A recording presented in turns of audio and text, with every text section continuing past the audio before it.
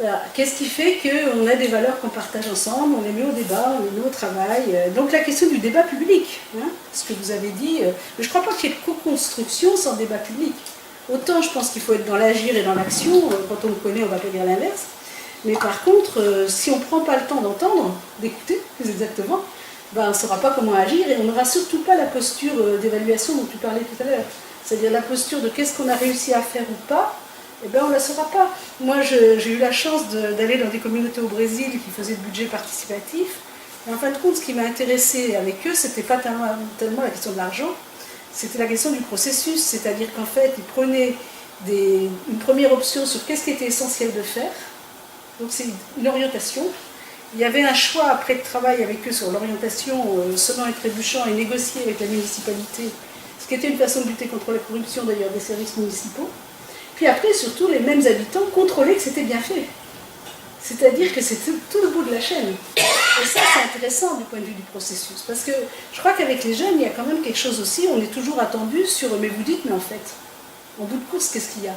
Et c'est toujours cette question de la déception. Je pense qu'il y a un truc que les jeunes ne peuvent pas supporter, mais ça, on le sent en tant que parent, c'est la déception. Si tu le dis, tu le fais. Et ça, c'est une vraie question. Donc la question du contrôle avec eux, la question d'être là avec eux, c'est pas la peine de dire qu'on va faire si on ne le fait pas, quoi. Vous voyez, c'est pas si simple hein, de s'engager dans cette voie-là. Mais plus vous serez, à mon avis, dans la co-construction avec les adultes, avec l'ensemble de la commune, et voir des autres communes, voir des professionnels, etc., plus la co-construction déjà avec les jeunes, elle sera possible. C'est-à-dire qu'il y a quelque chose de dépendant. C'est aussi, c'est-à-dire que ce qui se passe avec les adultes est profondément important sur la jeunesse. On ne voit pas comment on ferait une politique de jeunesse de co-construction si ça ne bouge pas avec les adultes. C'est impossible. En fait, ça va ensemble. C'est parce que les adultes prennent le risque d'une dynamique de co-construction que les jeunes vont peut-être y trouver leur place. Peut-être. Peut-être, parce que cette question de aller vers, elle est quand même pas facile. Et elle pose une question très intéressante, on travaille là-dessus dans le réseau international en ce moment, parce qu'on lance en fait 2 ans d'expérimentation sur jeunes et démocratie. Et un des axes qui a été relevé justement, c'est prendre sa place. Qu'est-ce que c'est que des jeunes qui prennent leur place? Eh bien, je peux vous dire, pour analyser un certain nombre de démarches en ce moment, que c'est inattendu. Hein. Nous, on a fait en fait une rencontre internationale avec des jeunes de 8 pays, donc Israël, Palestine, Brésil, Sénégal, France, Italie, c'est que je dis, Ukraine et Russie. Et ils avaient tous fait des films sur c'est quoi être jeune là où on vit. Et donc on s'est réunis autour de ça. Alors ce qui est drôle, c'est que c'est les démarches que ça... Moi je ne savais même pas tout ce que ça avait entraîné. Mais ça va de la jeune femme, parce qu'il y a Échirol qui est dans l'affaire. Vous vous rappelez des 2 jeunes qui sont morts à Échirol? C'était 2 jeunes en fait du conseil local de jeunes d'Échirol qui étaient à l'origine de ça. Et ils ne sont pas morts pour rien, hein. Ils sont morts aussi parce que d'autres ne voulaient pas qu'il y ait des leaders positifs. Il y a quand même cette dimension-là qui s'est passée autour de cette question. Ce n'est pas n'importe qui a été assassiné. Et ça on le voit bien, et c'est des jeunes qui sont venus dans le réseau qui ont organisé la marche blanche. Et une de ces jeunes, je l'ai au téléphone l'autre jour pour écrire pour le bouquin, là, elle me dit, tu sais, hein, maintenant j'ai un appartement, hein. Et puis je prépare des vélos pour le Burkina Faso. Bon, et alors on discute, et dans la foulée, elle me dit, tu sais, j'étais dans la rue quand on était à Soulac. Elle ne nous l'avait pas dit, Edgar, on ne le savait pas. Un petit peu, tu le savais. Non, pas comme ça, pas comme ça. C'est-à-dire qu'au moment où elle était avec nous, et elle me dit, au moins ça faisait 15 jours que j'habitais quelque part. Et à partir de là, elle a refait des démarches, et aujourd'hui elle est là. Donc il y a aussi tous ces points d'appui qui vont faire qu'à un moment donné, ça redémarre, quoi.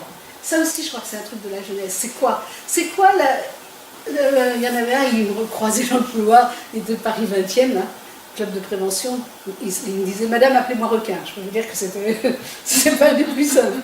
Et il me croise un matin dans le couloir, il me dit, oh Madame, je ne me suis jamais sentie aussi bien protégée qu'ici. Quand même, ça fait réfléchir. Il y avait 120 personnes, il y avait 40, on était 50 adultes, hein, et artistes, chercheurs.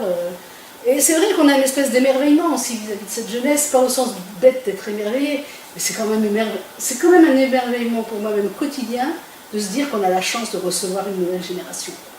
Pour moi, c'est pas qu'une responsabilité, c'est de l'ordre de l'émerveillement. C'est-à-dire comment ils prennent le monde, quoi.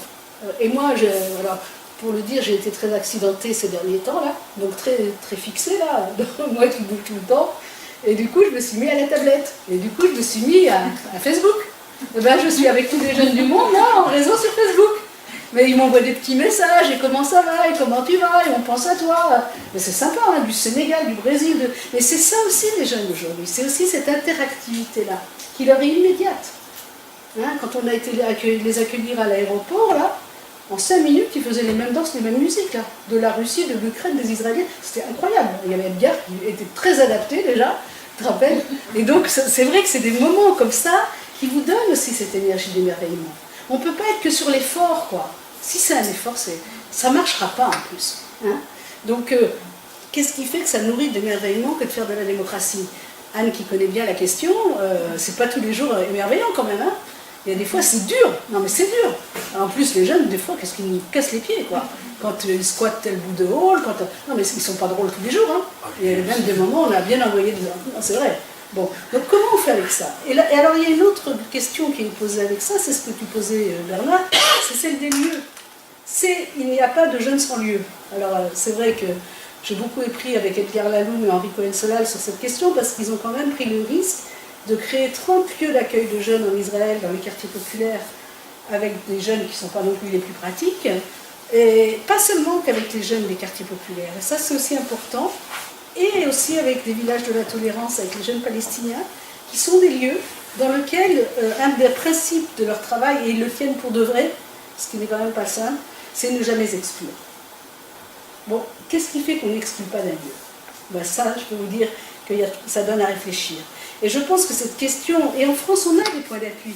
Les éducateurs qui ont monté ça en Israël, c'est des gens qui sont partis de France aussi pour certains, avec la psychothérapie institutionnelle, avec la prévention spécialisée. On n'est pas rien dans le monde par rapport à ça.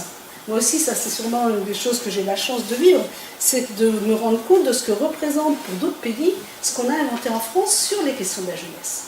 Parce que, je veux dire, il y a des pays où le métier d'éducateur n'existe pas, le métier d'animateur n'existe pas. Et là, on a quand même inventé quelque chose en France, ça s'appelle l'éducation populaire. Moi, je suis militante depuis très très très longtemps, bien avant même qu'on se connaisse avec Bernard, des centres d'entraînement en méthode d'éducation active. Bon, voilà, je suis née dans la marmite, quoi. Et là, il y a quelque chose quand même d'une invention qui est forcément en lien avec ce que vous dites sur les options, mais il faut l'ouvrir à des classes sociales qui ne sont pas forcément identifiées à l'éducation populaire. Ça, c'est, je crois, un vrai enjeu quand on est à Andrézy. Parce que ça, il me semble quand même que c'est une vraie question.